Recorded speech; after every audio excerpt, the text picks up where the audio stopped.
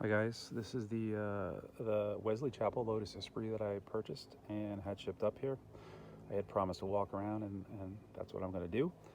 I just noticed I brought a friend up from Florida, a little gecko. I'm not sure how he'll fare in the weather up here, so I'll try to figure out what to do with him and find any of his fellow mates and perhaps relocate him. As you can see, the car is a mess, but for the most part, I'm hoping a lot of that cleans up. It's filthy dirty. It hasn't been washed in a long time. Today's Friday. On Sunday, I plan to do a video of washing it, so before and after. But let's take a quick look at it now. I'll point out some of the issues with it.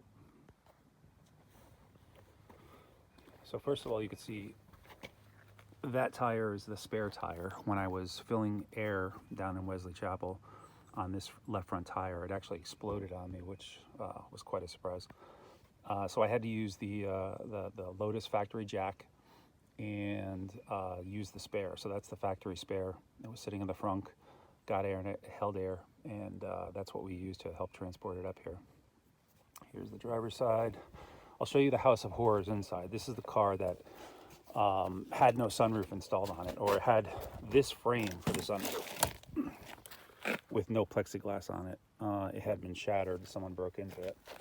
So for over a year, it had been exposed to the elements with rain getting inside, and the inside is bad. The inside will need to be totally gutted, removing everything, deciding what I can keep from this vehicle. And when I mean keep, there's nothing in there that I can keep and leave alone as is. Everything has to be refurbished. So the seats you'll see are shot. I'll break those down and basically keep the frames and the handles on them and have them sent out and reupholstered. But I'll show you that in a minute. The driver's side door does not open from the outside. It's got some kind of lock thing going on where you have to open it from the passenger side. So I'll show you the inside in a minute. Let's continue to take a look around.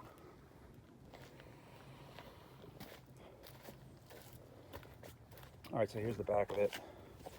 Again, filthy dirty, but no visible damage. I can tell at one point someone had used the spoiler or the airfoil to pick up the trunk because it comes off, and the bolts that hold it on are clearly rusted. So I will likely replace those when the time comes with some nice stainless steel ones, so we don't have that issue. I got the back to open, and I'm leaving it open so I don't have to fiddle with it too much, but let me give you a quick tour of what the trunk looks like. So here we go. Inside looks pretty good, a little dirty.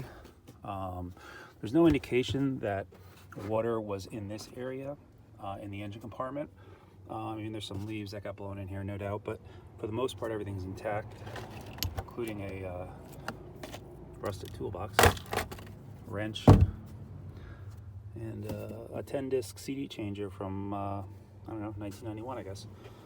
The battery's not even hooked up. I don't want to hook it up. Don't want to take a chance of frying anything if there's any juice left in there. Haven't taken this up yet. Let's take a look at the engine itself. All right, so from what I was told, this car was parked running. I'm not about to turn it over. I've worked on a lot of boat engines, and there's a process you go through to wake up an engine that's been asleep for as long as this one has. It involves, taking the plugs out, looking at all the plugs to see if there's any rust on them, filling the cylinders with some lubricant, and then trying to manually turn it over by hand. I have no intention of trying to actually start this car, turn it over with the starter until I really look at that timing belt. I really want to look at that very closely with a camera scope and make sure it's not about ready to snap. I mean, it's obviously, I'll change the timing belt ultimately, but just to get it turned over, I want to try to use what's on there and then do my inspection from there. And then after that, we can do a compression check to see what the cylinders have. Assuming we're good to go, we then check for ignition. Assuming we're good to go, we then check for fuel. And at that point, we can try actually starting the vehicle. I did take a look at the dipstick. There's plenty of oil. I don't see any water in the oil, and it's actually not a terribly discolored color, so that's encouraging. I'm quite pleased with it. It's in compared to the rest of the vehicle, it looks pretty decent. Got to take a look at that air filter to make sure we don't have additional things living in there that get sucked into the engine when I do it. But I'll have all this on video too when I actually do the first start and when I start doing the work on the vehicle. Again, we got the rims. The rims are in decent, really good shape, except for one of them, and I'll show you that in a minute. But the rims look really nice. You know, they're kind of dated, but that's what they looked like in 1991. I'll probably have all 4 rims sent out to check, make sure that they're good for balance, that they're straight. I do have this one up front, has damage to it. You can clearly see that that's bent, so this one will definitely have to get repaired. So even if the other 3 are fine, this one needs to get checked and looked at really closely. You can also see that this car was originally red at one point. The paint job, they missed some spots in here where they taped it.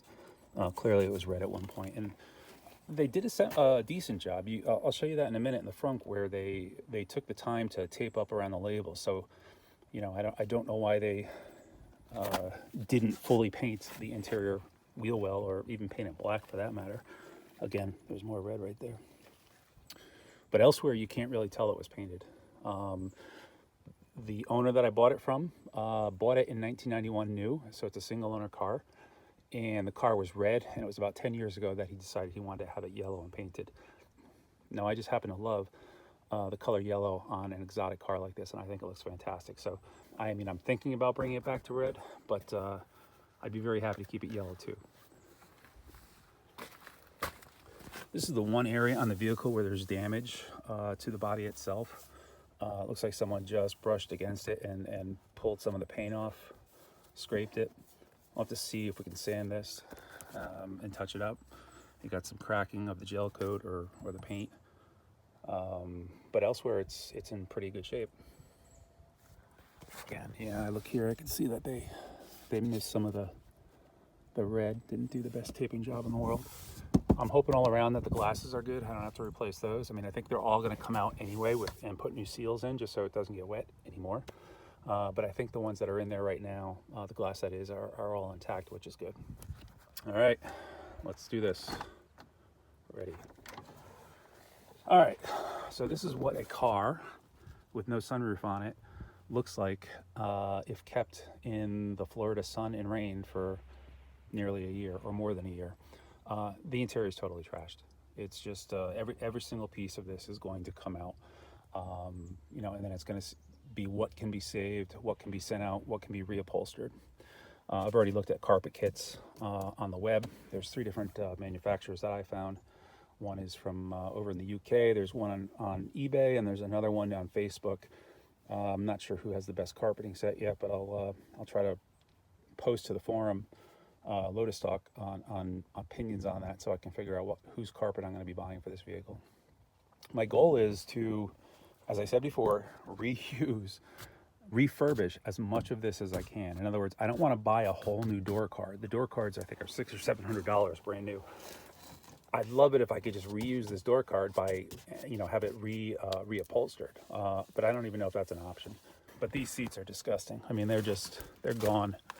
But hopefully the frames are good to go, and I can just strip the materials, have it sent out to somebody, and have them reupholstered. I also know that a lot of people put the Honda S2000 seats in here and had good luck with them, so that might be a consideration as well. This is the bag for the jack. This was in the frunk. That's the jack. Let's see. We got this. This is concerning. This is an anti-theft device that was in this vehicle, and it was down there. And now someone clearly came along and yanked it out. Now, is all this wiring from the anti-theft device, or is part of this wiring from the wiring harness? I guess we'll find out. I'm not opposed to replacing the entire wiring harness if I have to. In fact, I'd prefer that the wiring harness be either 100% good to go or awful, because I don't want to get into a situation of fixing little pieces of the wiring harness. When you have breaks in wire like that, it's not very good. So you kind of want to do as few repairs as possible. Otherwise, just replace the entire wire. And replacing a single wire on a wiring harness is difficult because you have to take it outside the jacket. So we'll have to see when I yank the dashboard and get it out. Just the condition of the wiring harness itself. Am I repairing the existing one, or am I building an entirely new one? Up here, you can see that those visors are shot. You can see the headliner. The only good thing about the headliner is that it's almost non-existent, so it should be relatively easy to replace. What do we got? Air conditioning, a Sony CD player from 1991, I would assume. Steering wheel is faded. I don't know if I'm going to save that or replace it. I mean, it's got an airbag in it, so my feeling is I'd rather probably replace it with a new one with an airbag, as opposed to not knowing the condition of that one. You know, there's all these ants over it, and it's kind of freaking me out because I know Florida has fire ants, and I don't know, are these regular ants or are these fire ants? And there they are.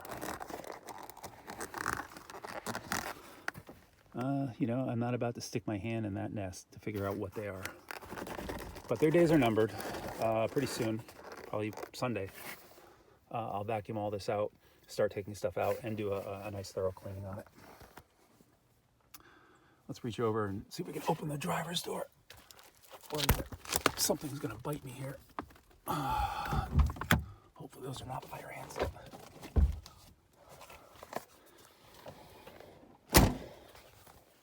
Okay. Again, filthy dirty. Hopefully cleans up one Sunday. And inside the driver's side. You know, hopefully some of the gauges are going to be reusable. Inside that binnacle, they probably didn't get directly wet, and the top is pretty solid. So hopefully, for the most part, they can be reused. It looks like it's peeling away a little bit. I'm kind of worried about the airbag, so I might just replace the entire steering wheel. It shifts in and out of gear without a problem, which is good. Also, the other thing was that parking brake had been on for, 4 or 5 years. And I had been concerned that when we went to move the car and load it, that we wouldn't be able to break it free. We just released the parking brake and I was able to push the vehicle. I was absolutely astonished that it wasn't frozen up. So very happy about that. There had been a pool of water in this thing, which is now starting to dry up, but we'll see if there's any damage to the fiberglass under it when we start taking this thing apart. The other part that I'm a little worried about on the interior, I mean, everything has to come out, right? But I know that, but structurally, I've worked on a lot of boats before, and people think fiberglass is waterproof. It isn't. Fiberglass is not waterproof. You need to cover it in gel coat in order to make sure it doesn't delaminate or get blisters on it. So I don't know about this bulkhead back here. Is it just marine grade plywood, which is okay, will stand up to water, but I mean, everything degrades over time. Or is it fiberglassed over, which would even offer it more protection. But even that, if it's wet all the time, could delaminate. So it'll be interesting when I get these seats out of here to take a look at the condition of that bulkhead. There it is. This is going to be, it was a beautiful car at one point, it really was, and I think we can get it back to that. I really want to. The next video I do will likely be Wednesday, and it will be the first wash of this thing by human hands, at least, in 4 or 5 years. So stay tuned and watch for that video on Sunday. Thanks. Hi guys, throwing together a quick PowerPoint presentation to show you the costs associated with the Esprit so far. I'll probably put one of these together or update this one at the end of each one of my videos to show you what this thing's going to ultimately end up costing. So really the costs I've had so far, the airfare down there was booked through Expedia and it was $460, and I flew American and I won't fly American again. The hotel, I stayed in Hartford, which is 15 minutes from here, right next to the airport. I went up there the previous night, and we had a free night on our Marriott card, so I used that so I didn't have to get up at some ungodly time in the morning to catch the flight at 4 o'clock. And then in Florida, where I stayed, it was $132. Car rental was Hertz at $74. The food and drink was $160. Transport, I booked it on U-Ship. The guy I used, his name was Greg, was fantastic. He wasn't the cheapest, but he was, in my opinion, one of the better ones based on his feedback, and he proved that to be the case. This car was not a challenge for him, and it's a car with low clearance and hadn't moved in quite some time, and he had no problems with it. Finally, vehicle prep is me running to Walmart and getting things like duct tape, black plastic bags to tape over the sunroof, some WD-40, a tire inflator, an extension cord. I think that's it. And then finally, the car itself. What did I pay for the car? Well, I'm not going to reveal that at this point in time. I'm going to I still have to talk to the previous owner, and I'm going to reach out to him and just see if he's comfortable with me revealing that price. And if I hear back from him that he is, then I'll let you guys know what I paid for it. But not at this point. I bought a Lotus service manual. I purchased it online. It should be here in a few days. It's the paper copy, so it's not an electronic copy, but I really want to have the manual in front of me when I start to work on this car. So thus far, when all is said and done, I've spent about $3,000 on this vehicle plus the purchase price. Again, I'll update this spreadsheet as I start to do interior work, engine work, and body work. Let you guys know what it's going to cost. Thanks for following along.